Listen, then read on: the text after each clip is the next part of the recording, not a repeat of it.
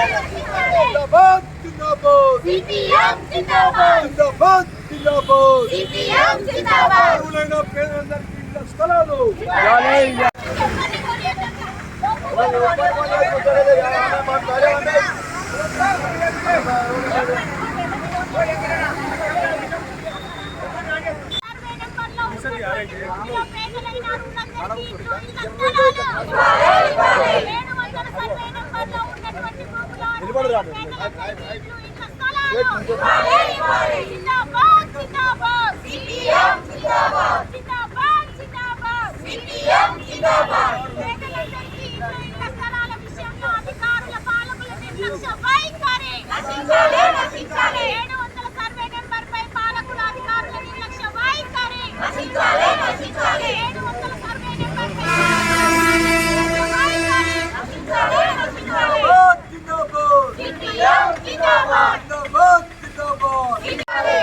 పట్టణంలో అర్హులైన పేదలందరికీ ఇళ్ల స్థలాలు జిందాబాద్ జిందాబాద్ ఇళ్ల స్థలాలపై అధికారుల నిర్లక్ష్య వైఖరి పేద ప్రజలపై అధికారుల నిర్లక్ష్య వైఖరి ఇళ్ల స్థలాలపై అధికారుల నిర్లక్ష్య వైఖరి పేదలపై అధికారుల నిర్లక్ష్య వైఖరి జిందాబాద్ జిందాబాద్ జిందాబాద్ జిందాబాద్ పేదలందరికీ ఇళ్ల స్థలాలు పేదలందరికీ ఇళ్ల స్థలాలు కోడిగిరి పట్టణంలో అర్హులైన పేదలందరికీ ఇళ్ల స్థలాలు కోడిగిరి పట్టణంలో అర్హులైన పేదలందరికీ ఇళ్ల స్థలాలు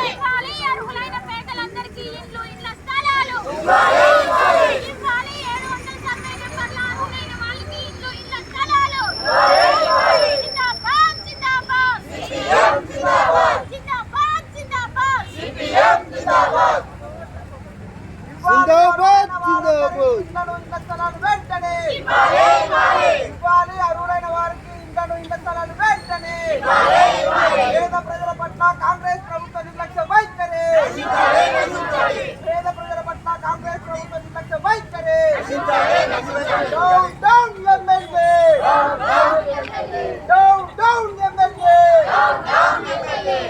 డౌన్ ఎమ్మెల్యే జిందాబాద్ జిందాబాద్ జిందాబాద్ జిందాబాద్ జిందాబాద్ జిందాబాద్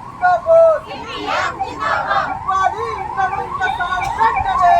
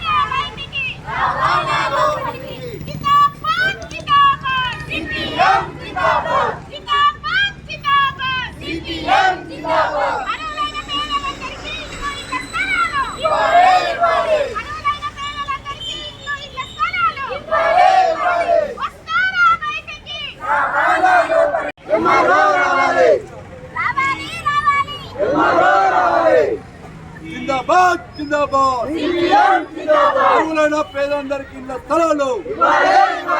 మనము దాదాపు గతంలో పట్టాలు ఇచ్చిన వాళ్ళందరికీ ఇళ్ల స్థలాలు ఇవ్వాలని చెప్పి మనం గుర్తులేసుకోవడం జరిగింది. గుర్తులేసుకున్న తర్వాత ఎంఆర్ఓ, ఆర్డీఓ, కలెక్టర్ గారు అక్కడికి వచ్చి మీరు ఖాళీ చేస్తే మేము వేస్తామని చెప్తే మేము ఒక 2-3 రోజులు చూసి ఖాళీ చేయడం జరిగింది. సర్వే చేసి ఆ జాగా ఎంత ఉందో అందరికీ ఇస్తామని చెప్పిండు. ఇచ్చి ఒక 1 నెల రోజులు టైం అడిగిండు. 1 నెల రోజులు కాదు, ఇప్పుడు 3 నెలలు. జూన్ 6వ తారీఖు నాడు మనం వేసినాం. ఇప్పటి వరకు ఎంఆర్ఓ కానీ కలెక్టర్ కానీ అక్కడ వచ్చి తొంగి చూసిన పాపన లేదు. మనం గుర్తు చేసుకుంటే దాన్ని క్రమశిక్షణగా తీయాలని చెప్తే మనము ఒప్పుకొని ఎంఆర్ఓ గారికి దరఖాస్తు, కలెక్టర్ గారికి దరఖాస్తు పెట్టుకోవడం జరిగింది. అయినా ఇప్పుడు 1 నెల రోజులు దాటింది. పోలీసు వారు కూడా 1 నెల రోజులలో మీకు సమస్యను పరిష్కరిస్తామని చెప్పిండు. ఇంతవరకు 3 నెలలు అయినా కానీ ఇంతవరకు నేను గత్యంతలేని పరిస్థితుల్లో వాళ్ళ ఎంఆర్ఓ గారిని ముట్టడి చేయడం జరుగుతూ ఉన్నది.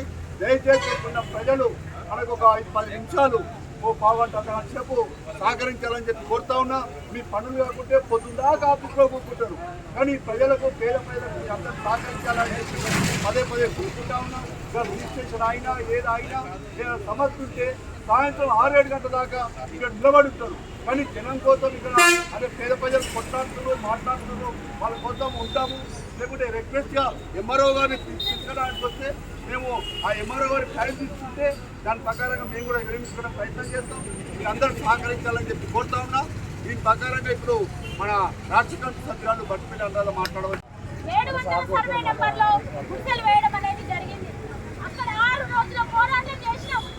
6 రోజులు మనం అందరం కూడా అర్హులైన పేదలందరూ కూడా అక్కడ గుర్తులు వేసుకోవడం జరిగింది. కలెక్టర్ ఆఫీస్ ముందు, ఆర్టీఓ ఆఫీస్ ముందు ధర్నాలు చేసినాం. ధర్నాలు చేసిన ఏ ప్రభుత్వ అధికారి స్పందించలేదు, ఎమ్మెల్యేలు స్పందించలేదు. చివరికి మనం గుర్తులు వేయడం అనేది జరిగింది. గుర్తులు వేసిన తర్వాత అర్ధరాత్రి దొంగతనంగా అధికారులను మొత్తం ఆర్టీఓ గారు కలెక్టర్ ఆదేశాల మేరకు పోలీస్ బలగాన్ని పెట్టి గుడిసెలన్నింటినీ కూడా కాల్ చేయడం అనేది జరిగింది. ఆ తర్వాత మనం అందరం కూడా ధర్నాగా, ర్యాలీగా కలెక్టర్ ఆఫీస్ ముందు ధర్నా నిర్వహించినాం. ఆర్టీఓ గారు అందరినీ పిలిచి చర్చలలో పిలిచి మాట్లాడిండ్రు. ఏమని చెప్పిందంటే 700 సర్వే నెంబర్లో ఉన్నటువంటి భూమిని మొత్తం కూడా సర్వే చేయిస్తామని చెప్పిండ్రు. ఆ భూమి కూడా కొంతమంది కబ్జా గురి చేస్తున్నారు. కబ్జా కాకుండా కూడా భూమిని సర్వే చేయించి అద్దురాలు బాధిస్తామని కూడా చెప్పిండ్రు. మనం అందరం కలిసి కూడా ఆర్టీఓతో మాట్లాడినప్పుడు హామీ ఇచ్చిండ్రు. అదే హామీ ఎంఆర్ఓ గారు కూడా ఇచ్చిండ్రు. అదే హామీ ఎమ్మెల్యే గారు కూడా ఇచ్చిండ్రు. ఇప్పటికి 2 నెలలు కావస్తుంది.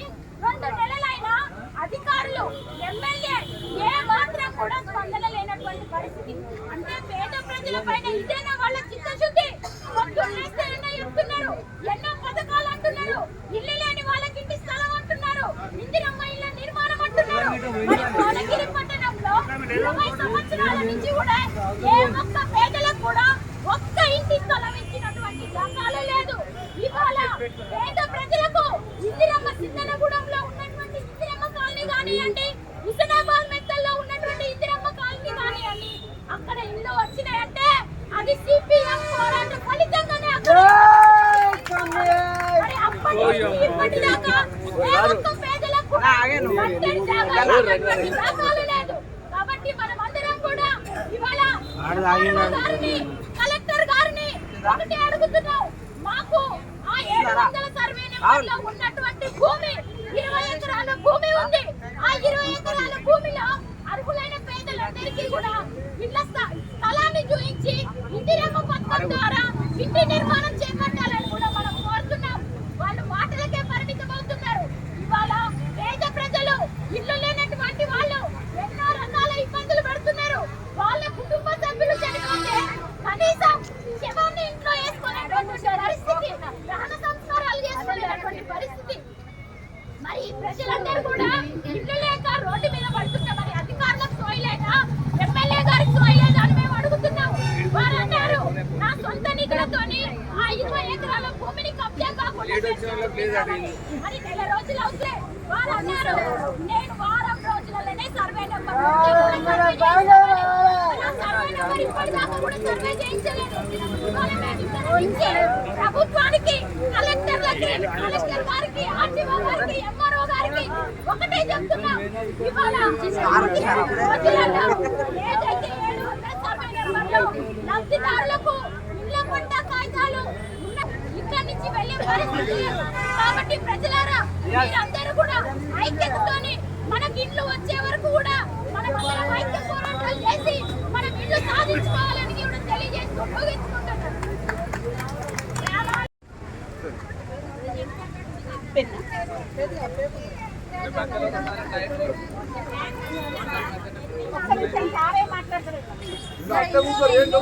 మీరు అదే కూర్చోండి.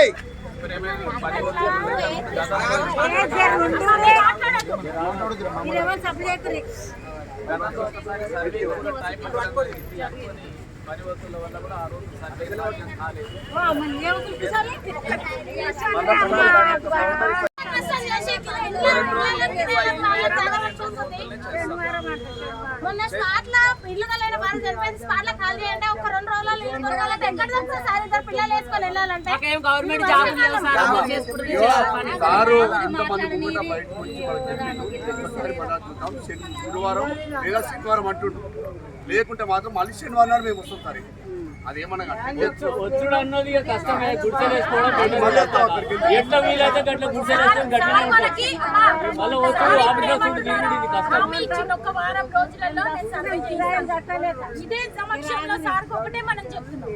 వారం రోజులలో సర్వే జరగకపోతే 15 రోజుల తర్వాత ఇక్కడే టెంట్ వేసి ఆ సర్వే ఇళ్ల స్థలాలు అయ్యే మట్టి కదలవని కూడా మనం తెలంగాణ ప్రభుత్వం